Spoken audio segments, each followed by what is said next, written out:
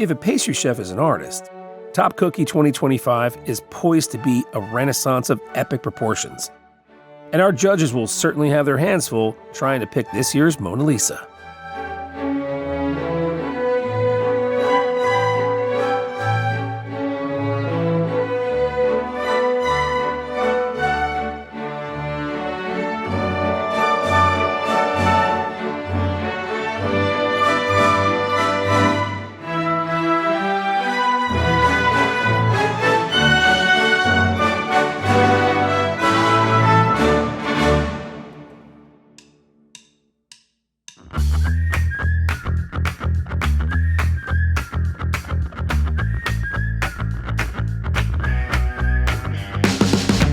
True champions of every variety, our worthy competitors enter the final frame of their journey with enthusiasm and pride. Ooh, that's a keeper. But with less than a week to go until the judging, the task of narrowing down the many ideas to one carries its own set of challenges.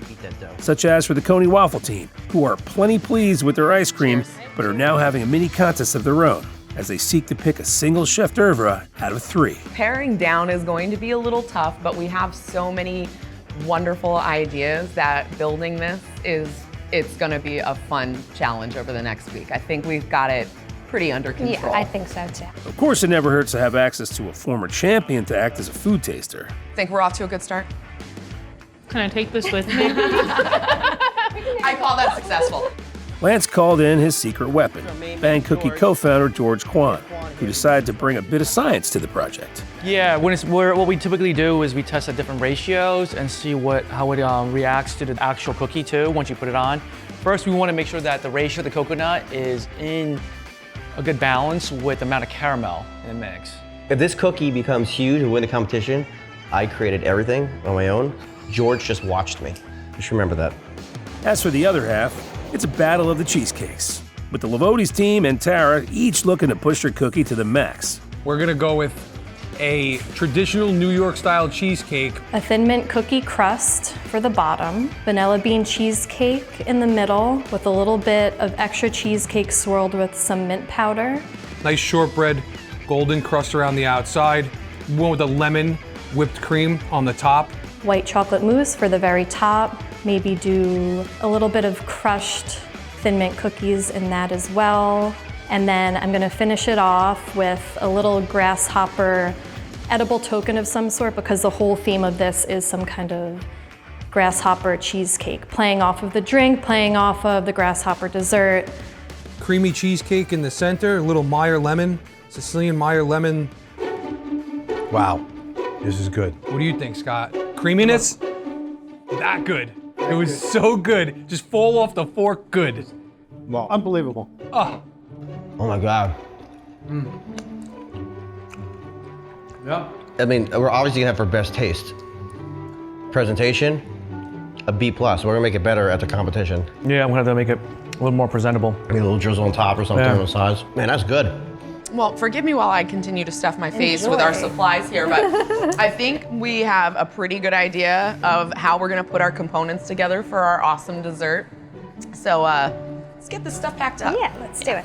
I'm definitely gonna tweak it a lot, but I'm pretty obsessed with it. You can even see the mint in the cheesecake. Again, the mousse layer is way too thick. Because going into it, you know that I just didn't want it to be overwhelmingly minty.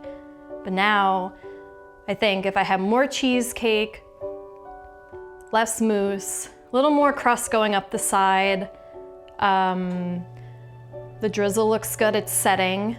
And then the grasshopper is just so freaking cute, so. The road to greatness is rarely a straight path.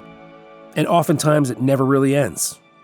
Especially when it comes to food, where the creators of our favorite dishes are often their own harshest critics. Oh my God, but in the end, the things that we do that take the most effort are also what continues to inspire us. At our last Girl Scout meeting, I told all the girls, including my daughter who's in the troupe, that we were gonna be on film doing all of this, and she just said, well, my mom's the best pastry chef in the world. Which made me feel really, really good because she actually doesn't like anything that I make.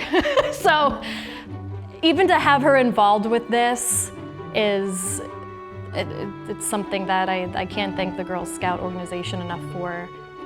Yeah, I think one thing like we definitely myself have learned about ourselves is more like the creative part of it, and like your imagination and what you can create and how good your mind works. And he says with the consistency of the measurements, you'd be surprised on things you can do and can't do if you put your work to it too. The cookie sales are fun, but when it comes down to it, teaching young girls how to be confident in themselves and teaching them that, that's so important. So I'm excited. I'm really excited to be a part of this.